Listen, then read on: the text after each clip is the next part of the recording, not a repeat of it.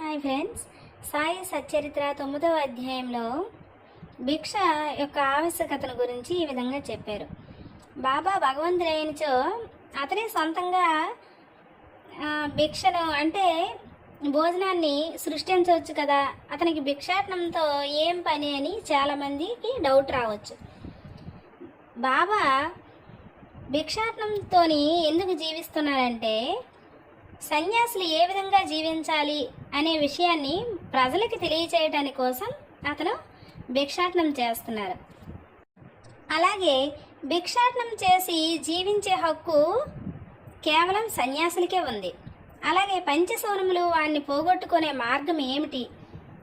ఈ ప్రశ్నలకు సమాధానాలు చూద్దాం. సంతానము, ధనము, కీర్తి సంపాదించటందు అపేక్ష లేని వారు సన్యసించి భిక్షాటనం చేసు